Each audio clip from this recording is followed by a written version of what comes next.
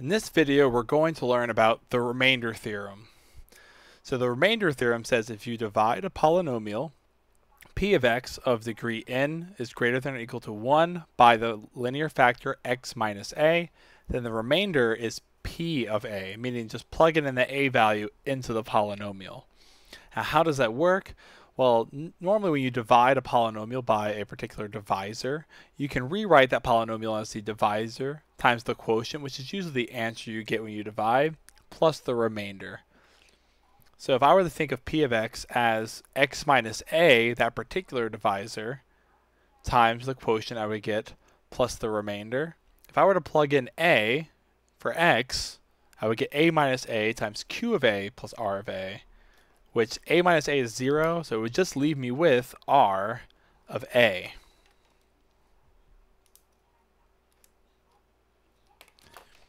So it's a nice little fact that you can use to help you evaluate polynomials pretty quickly, because we just learned that synthetic division is a pretty quick division.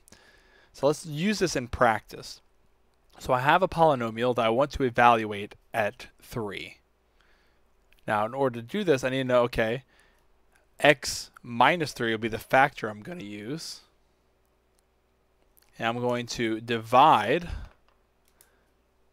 x to the 5th minus 2x cubed minus x squared plus 2 by that factor.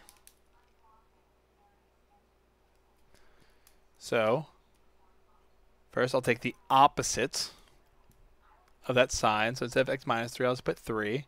Conveniently, it just matches what you want to plug in. So it's really nice. I just want to plug in 3, so I'll put 3 in this box, then write out the coefficients of my polynomial, which will be 1 followed by a 0 because there's no x to the 4th term, followed by -2 and -1, and then another 0 for the x term, and then the 2. Now I'll go through and use the synthetic division. So I'll bring me down to 1. 3 times 1 is 3. 0 plus 3 is 3. 3 times 3 is 9. -2 plus 9 is 7. 3 times 7 is 21. -1 plus 21 is 20. 3 times 20 is 60. 0 plus 60 is 60. 3 times 60 is 180. 2 plus 180 is 182. And I may have seemed quick that I went through that just now, but I'm just concerned with the remainder here. So since the remainder is 182, I can say that p of 3 is equal to 182. Now if I were to do this the other way, I would have had to do p of 3 would be equal to 3 to the 5th minus 2 times 3 to the 3rd minus 3 squared plus 2. 3 to the 5th, you might have to use a calculator for it, but it is 243, minus 2 times 3 cubed, which is 27, minus 9 plus 2, so that gives me 243 minus 54, minus -9 plus 2 is 7.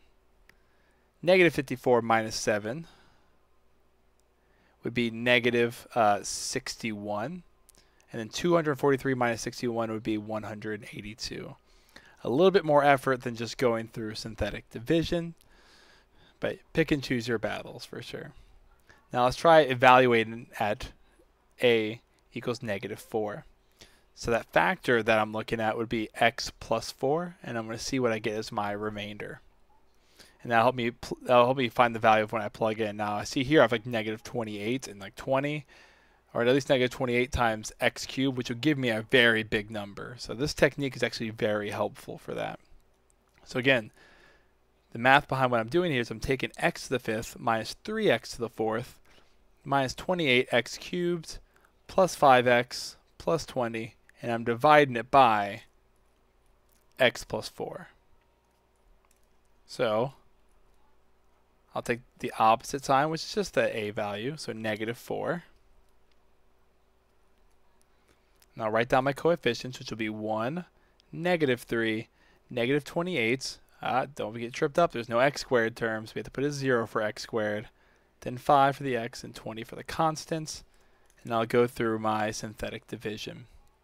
So bring down the 1. Negative 4 times 1 is negative 4. Negative 3 plus negative 4 is negative 7. Negative 4 times negative 7 is a positive 28. Negative 28 plus 28 is 0. Negative 4 times 0 is 0. 0 plus 0 is 0. Negative 4 times 0 is 0.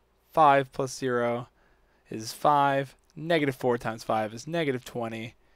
And then I get that remainder of 0. So meaning if I went through the effort of plugging in negative 4 for all these x's, I would just end up getting 0 as my value. So p of negative 4 is 0. And what that means is that x plus 4 is a factor. So in fact, this p of x could be written as x plus 4 times 1 x to the 4th, again, 1 less power, minus 7x cubed. And then 5 is the constants, plus 5. So that's how I could rewrite this polynomial since I know I got the remainder of 0. And that is how you use the remainder theorem.